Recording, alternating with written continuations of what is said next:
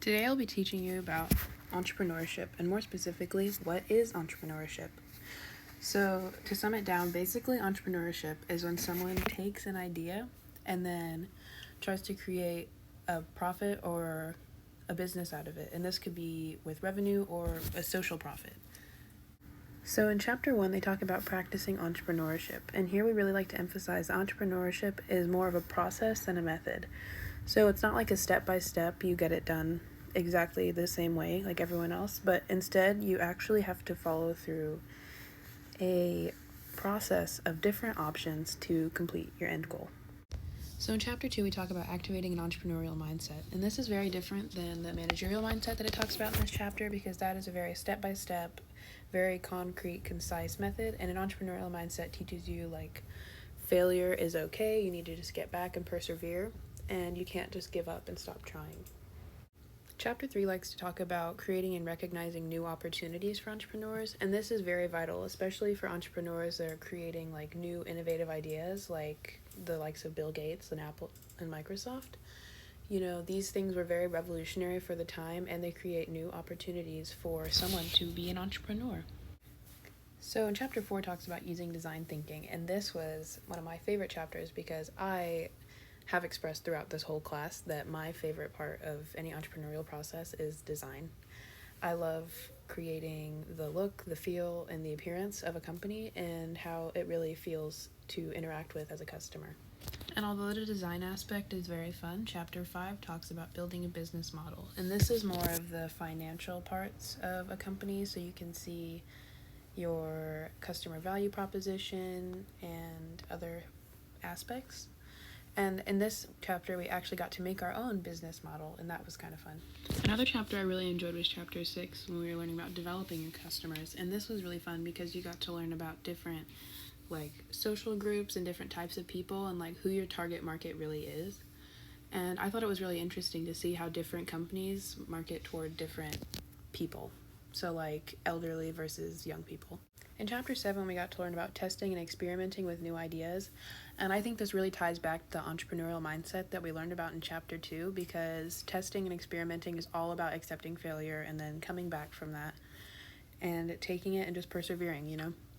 Being an entrepreneur it's vital to test and experiment new ideas.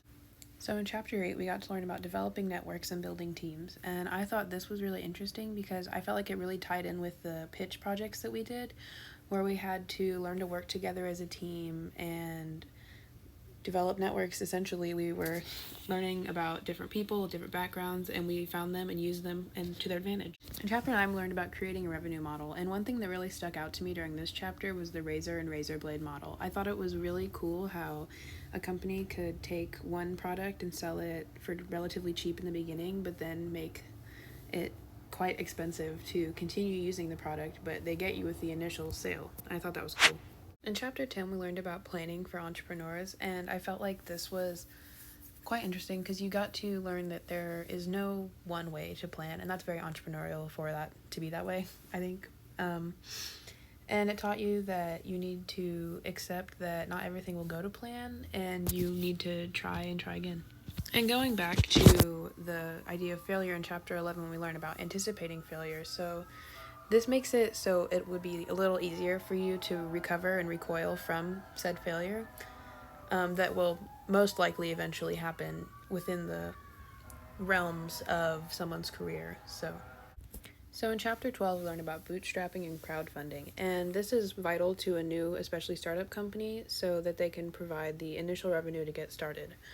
And a really popular example of a crowdfunding site is GoFundMe, where people create an idea and then people can help fund the idea.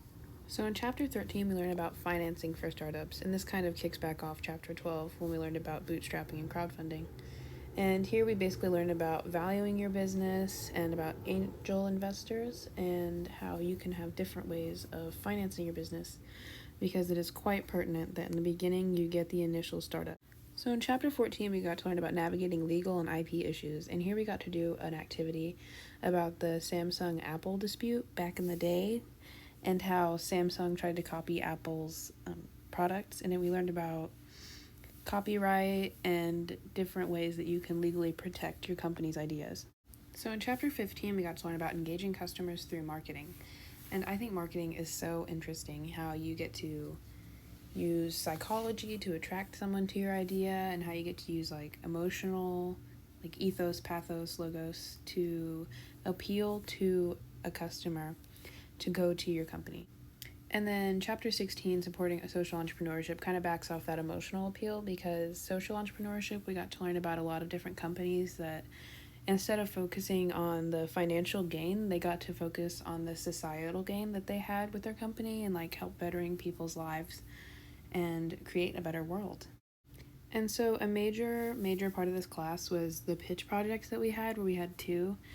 And here we got to work with a team of people to create a product and then sell that idea to the class. And I felt like this was a really fun learning experience, where we got to be very hands-on and really experience what it's like to be an entrepreneur from the startup.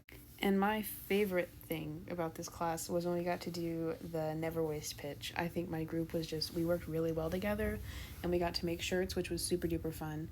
And I felt like that really helped stand out and express our idea. But it was just a really fun time, and I actually really enjoyed the pitch process, especially with my first team.